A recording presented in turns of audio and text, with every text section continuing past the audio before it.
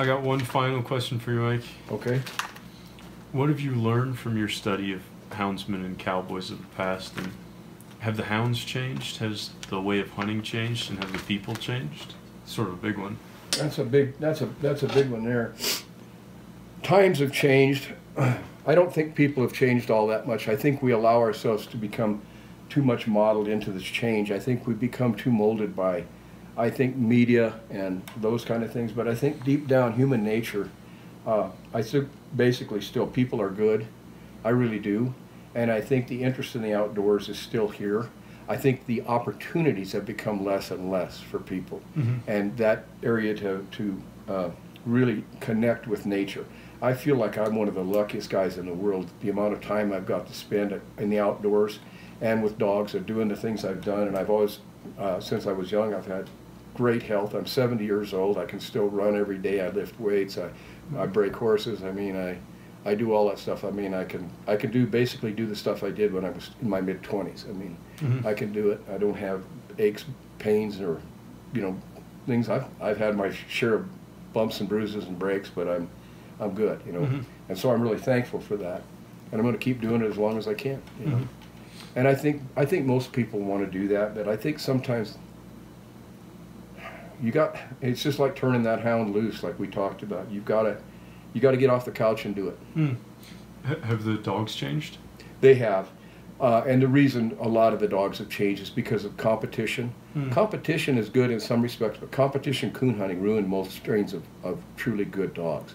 They were breeding them to be competitive dogs to win money hunts, so they didn't want real super cold nose. They wanted a dog that was hot nose, could go through the woods fast, pick up an airborne scent, maybe lay up a coon or run a coon up quick, tree, and get those points, more points on a scorecard. And so almost every dog became a clone of the other. It didn't matter if he had a black and tan suit on, or a brindle suit on, or a spotted suit on, or, you know, if he was red. They pretty much became clones of each other. But they became less and less useful as big game hounds. Because big game hounds, you know, it's not a real controlled situation. You've got to have a dog, especially if you're dry ground hunting. But even snow hunting, snow hunting is not easy. Sometimes you're dealing with froze out, bared off, you know, southern facing slopes, icy temperatures, and things that some snow hunting can be extremely tough, and it really takes a dog with a lot of nose and a lot of that. And a lot of today's dogs just don't have it. So your best bet if you're looking for dogs is don't call the guys in the Coonhound magazines or Full Cry or those kind of things. Yeah, he might have won night and grand night champion honors, but that doesn't mean he's going to be a good lion dog. We had a guy give us a dual grand night champion Walker male, Mo, a few years back. I don't know, quite a few years now. Like the time goes by. Beautiful Walker dog. Yadkin bred. He had won lots of hunts and stuff. He was less than worthless to go out with the lion dogs and stuff.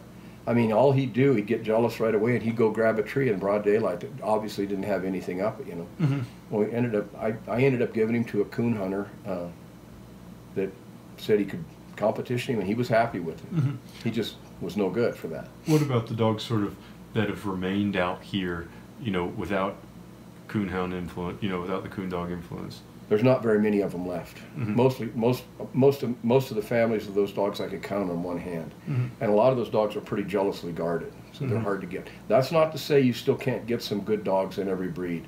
You know, you can still find some good cold-nosed blue ticks, and you can find some good cold-nosed Walker dogs too, but there are not a lot of them around. A lot of them have been bred around other things. But you've got to do your due diligence and a lot of work. And that's the reason I did a lot of it when I've owned over 500 hounds. You know?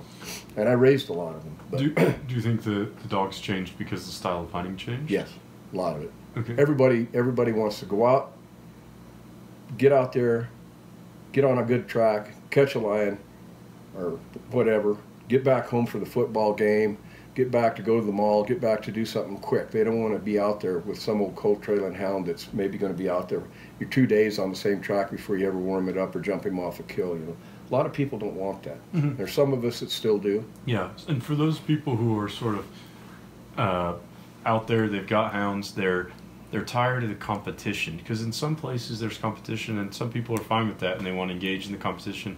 For me, that's not what I go to hunting for. I'm not an outfitter, and nor am I, you know, competing it as a sport. I'm doing it, because I love to do it. What would you say to those people? Sort of, how do they get out of that game of competition? Is it moving to the low country, out of the snow? Well, it might help. And I think in education, sometimes I've had people that they say, well, I've never really dry ground hunted. I've tried it a few times. My dogs didn't work. It just seemed so hard, been so much time. And then, how did you become successful at it? And I said, well, it wasn't easy. It took a long time.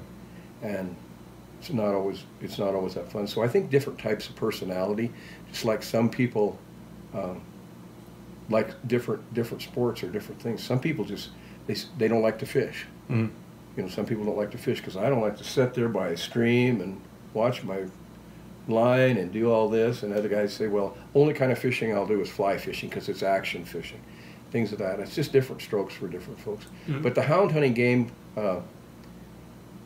here's how it generally works.